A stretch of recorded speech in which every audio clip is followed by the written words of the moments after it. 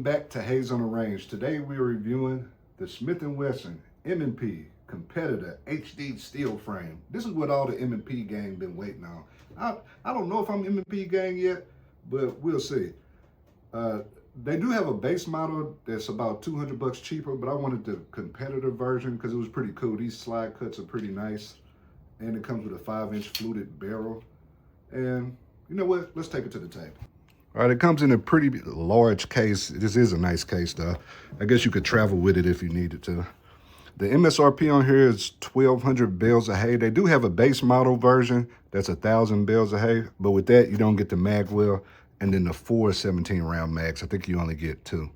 The weight on here is about 34.5 ounces, which is kind of light for a steel frame. I was kind of expecting to be 40, but I'm kind of glad because I like my guns to sit around 35 ounces or so, give or take.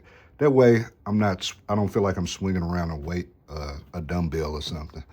You get some optic plates. They are polymer optic plates. I probably will end up upgrading that. You have the extended magazine release. I guess I should put one in here so we can see. It does push it out pretty well, so that's not bad. The trigger on here is the M&P 2.0 trigger. It is clear, just so y'all see. That's the take up, and that's the wall. And it's not bad. The reset. It does push my finger for it, which I like. I probably will end up upgrading to the Apex. Like, this trigger is fine, and I don't think it'll hold me back, but I actually have my polymer one out here, so that has the Apex trigger in there, and that's like probably one of the best aftermarket triggers there are. The grip texture is more aggressive than on the polymer frame, so I do like that.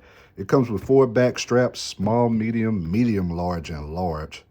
And right now I have on the medium, but I did buy a stippled one. As y'all can see, this is kind of crazy. This is called the DNA Collector, because I kind of like my aggressive stippling. So we actually gonna put this on there before we head on out. Let's go take some shots. All right, yeah, we are shooting some 124 Blazer brass. We're gonna shoot some on paper, make sure my sight isn't off too much.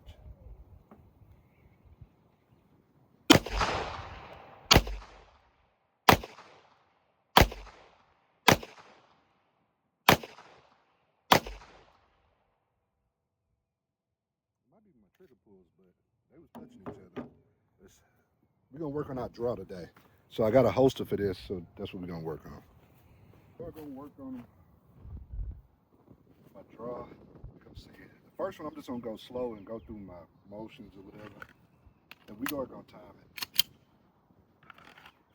We'll see how it goes.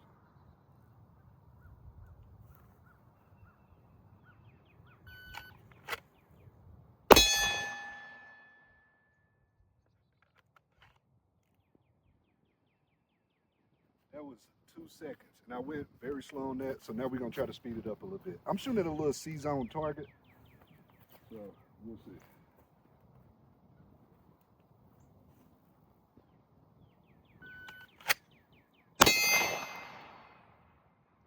That was a 163. I gotta be able to get close to a second, y'all.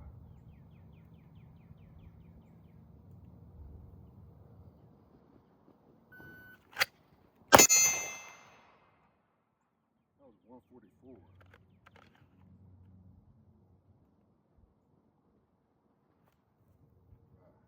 Maybe if I...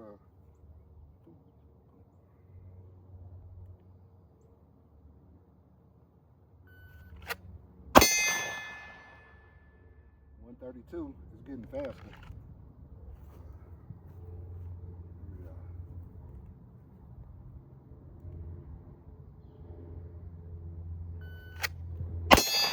Kind of jumped it a little bit on that. That was a 113 though. Do it count like if you just predicting the 3 seconds for the timer? I don't know. We're gonna do it one more time, y'all.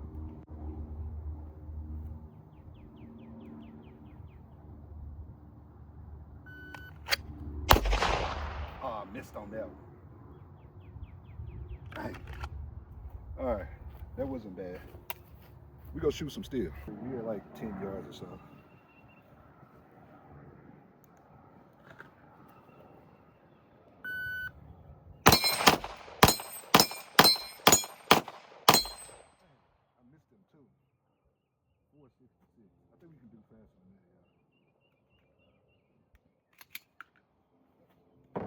We're gonna do it one more time. I believe we can get this in like 3 seconds.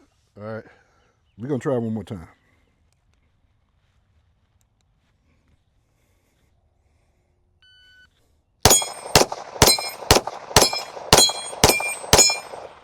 I was rushing, bro, and I started missing them.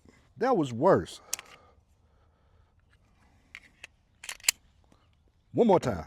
I'm gonna take my time. Slow and steady and smooth, or whatever they say.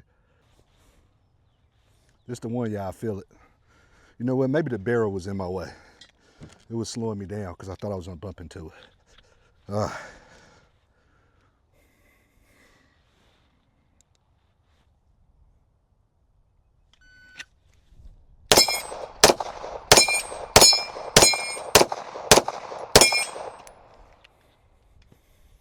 It's me, y'all. I'm the problem. Let's shoot some big targets so my confidence can get back.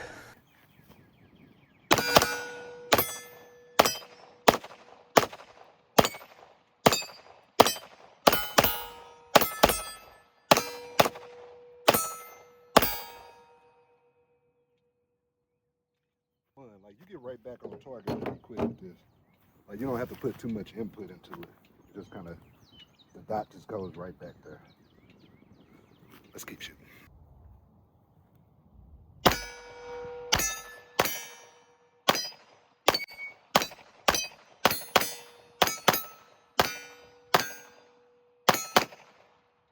All right, y'all, so we're gonna head back up and give our final thoughts.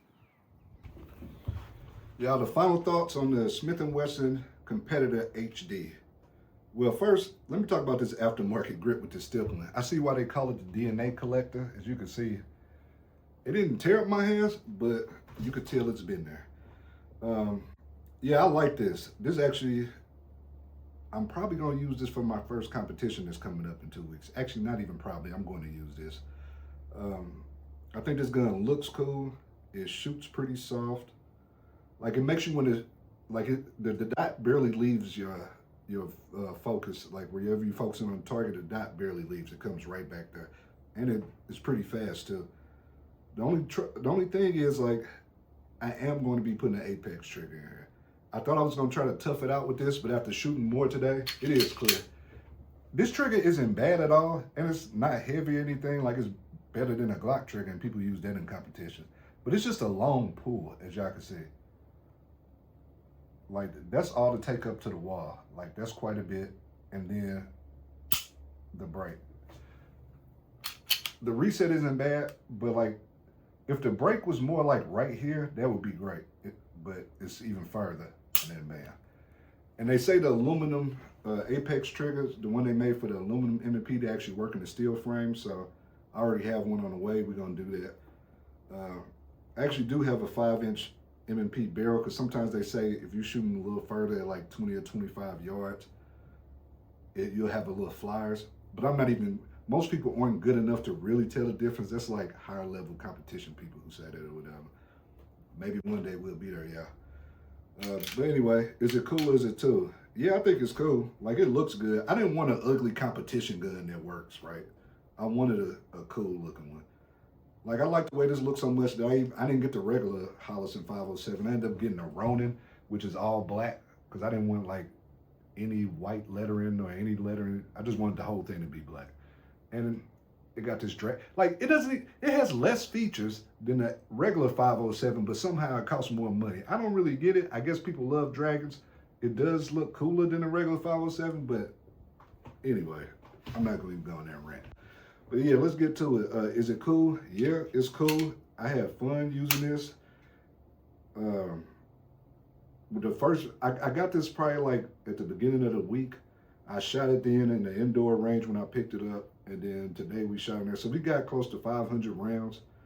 And is it a tool? Yes, it's a tool. I haven't had any problems. You could trust Smith & Wesson. They made in America. The guns just run. And I already had a bunch of mags, so that works out. Home defense, you could use it for home defense if you just really wanted a nice looking gun, but like, I wouldn't use it for home defense. I just use the polymer M&P. Makes sense to me. And I guess you could carry it, but whatever. This is more for competition. And I definitely would use this for competition. I have match coming up in like 2 weeks, and we're gonna use it there. I don't know if I'm able to get that apex trigger in before, but we'll see. But yeah, I like it. I like it a lot. I don't need any grip tape. I don't need anything. But I think that about wraps it up. Y'all take it easy. Don't forget to like and subscribe. Peace. So I did my private lesson. It was supposed to be an hour long. The range was actually closed that day, but the instructor, he actually works. He's like a master shooter in carry optics and limited optics. Mike at Defender Outdoors in Fort Worth. His name is Mike. Oh, I can't pronounce his last name. But anyway, it was probably the most fun I've had in a while. Like we ended up being there for like 2 hours, and a lot of the stuff, like the drills he had me run and some of the things he was like helping me with, like he helped me work on my draw, my stance, my grip, target focus. It was a lot of stuff that I've seen on YouTube videos, but it was different, like getting this critique in person to where like he could identify what I was doing wrong, and then he could help me learn how to identify when I'm doing something wrong. Whether it's like, oh, we shooting doubles, you had a few flyers. You know why that happened? Oh, because you were watching the dot, and that's what happened. If you focus on the spot, it'll come right back there, and then the shots will be touching. That kind of thing. It was basically just like an introduction to competition shooting, because he went over like all the commands and what to expect. We even set up a little course or whatever. It was a lot of fun. I recommend it for any, like even if you don't plan on shooting in competition, I recommend it because it's different. Like if you go to a basic class at a range and they teach you like fundamentals, it's like, okay, aim down sights, pull the trigger slow, touch your nose, there you go, one shot at a time. But with him, it was like, I think you can go faster. Come on, bro, you can do it. You can shoot faster than this. Like he was pushing me, and it was just different. So I highly recommend it. You guys should look into it. Yeah, but that about wraps it up. Oh yeah, I told y'all I got a match in 2 weeks. Well, I got to sign up for it. I had to wait like a few days or something. So we're gonna see. Hopefully we can get in there in time, and then we'll end up making a whole video on that. It should be pretty cool. But yeah, take it easy.